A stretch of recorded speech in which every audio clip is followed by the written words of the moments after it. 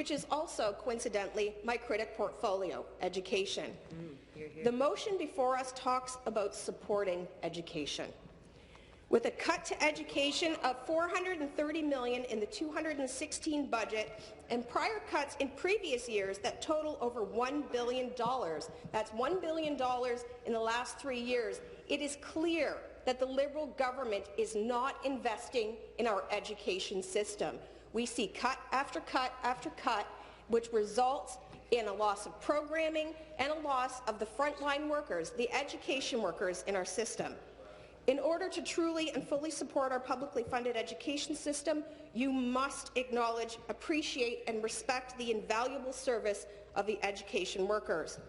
The frontline workers that are the heart and soul of our education system.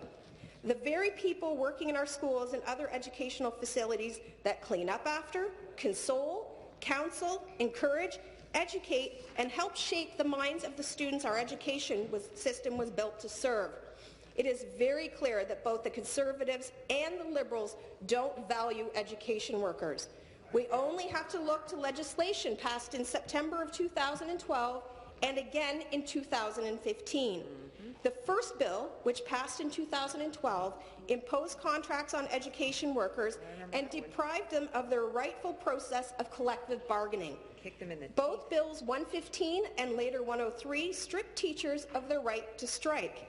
The government threatened to dock the pay of the lowest paid education workers in the education sector if they exercised their right, Speaker, and that's important, their right to do their job exactly as described in their employment contracts. Language about education workers used by both the Liberals and the Conservatives in the recent past has created a very negative and unfortunate view of the professionals we trust and the care and education of our children and grandchildren too. They used education workers as collateral damage to gain political points. Yep, well said.